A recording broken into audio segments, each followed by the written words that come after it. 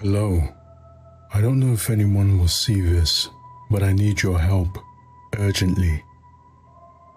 I woke up yesterday at around 3 p.m. I have a terrible sleep schedule. Walked out of my room and saw a large oak tree in my kitchen. The tree's trunk was about 3 feet wide, connecting the roots which were digging into the floor beneath my feet to its leaf-covered branches, which extended up to the ceiling, where they had to stop for lack of room. Its bark was thick and knotted, and rough to the touch, as I learned when I cautiously put my hand on it.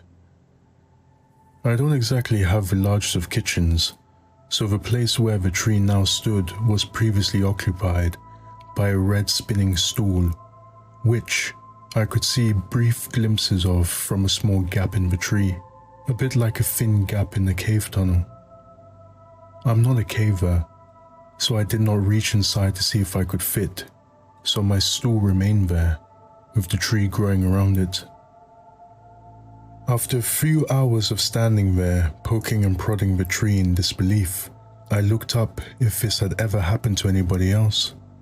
Turns out, if there was a tree growing inside of a human residence, it was usually an abandoned one, or done on purpose as some sort of a decorative piece.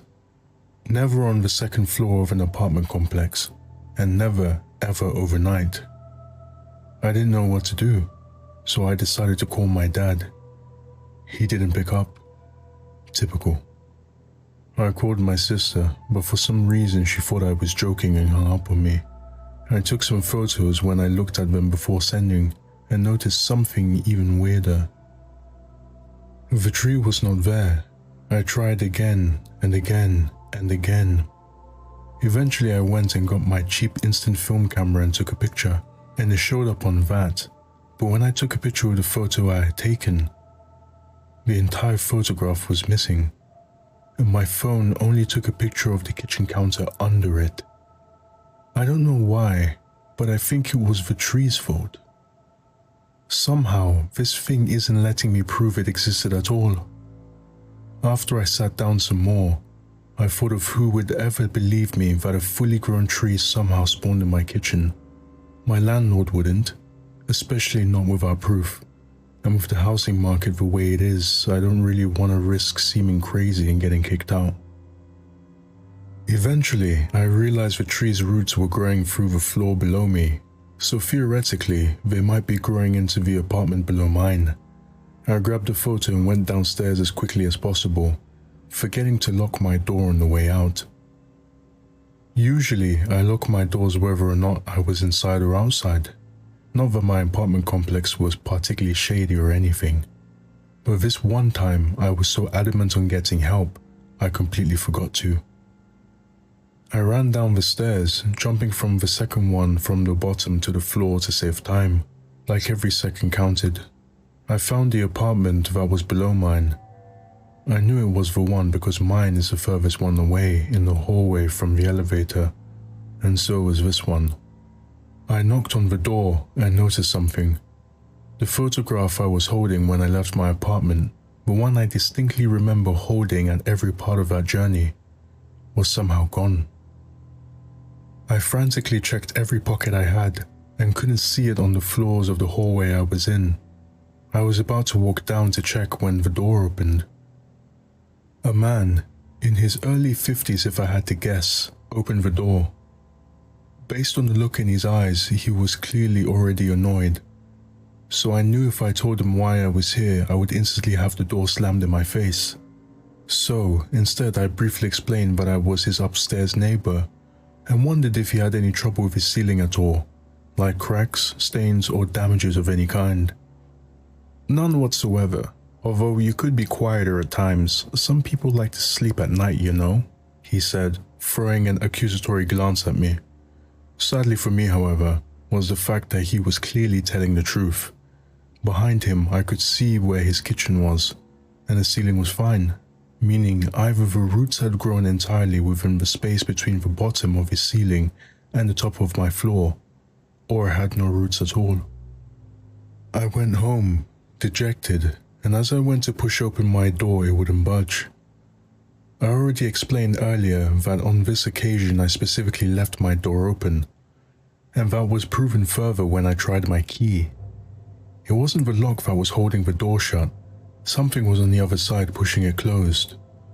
After trying and failing to open it several times, I decided to shoulder barge it, but as I hit the door, all resistance dissipated and I fell completely on the floor.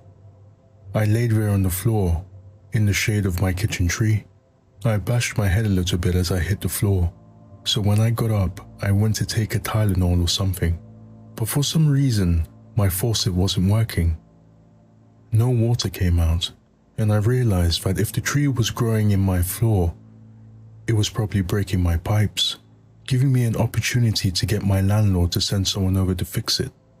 Someone who would see the tree and see that I'm not crazy. My plan was working flawlessly. A plumber was coming the next day at 9:30 a.m. in order to fix my water, and soon I wouldn't be alone in my tree problem. I decided to try and sleep a bit more so I could wake up in time to see the plumber. But then, the tree started groaning. I know trees groan and creak in the wind, but this wasn't that. This was pure moans of despair, sobs and choking back of tears. Every time I closed my eyes, the tree filled my brain with the images of heartbreaks I don't think I can understand. Cries of terror mixed with babies sobbing, with the quiet despairs of a grieving parent. I didn't get any rest. After a full night of this, the tree's cries were interrupted by a knock at my door. Thank God, the plumber had finally arrived. I opened the door, and to my utter horror, he just said, "Hi, I'm here about the plumbing." No mention of the 8-foot tree growing into my ceiling. No mentions of the wails echoing from its branches. Nothing. I had no choice than to let him in and watch him fix my plumbing, which turned out to be entirely unrelated to the tree. I walked to the other side of the kitchen when I saw it, atop the red stool in the cave of crack of the tree. The photograph. If I just reached in and showed it to the plumber, maybe he would understand. I pushed my fingers in between the bark of the tree and grasped the photo. It was at that moment the plumber turned around. "Oh my God, what are you doing? Stay away from me." He dropped his bag and ran out of my apartment. I tried to pull my hand out, but I swear it was tighter than when I put it in. My left hand is stuck in the tree. It's been an hour and nobody will pick up their phones, not even the police. This is my only idea, but I don't know if anyone will see this. If you do, please help me. Nobody else can see it, and I'm afraid of what they see instead.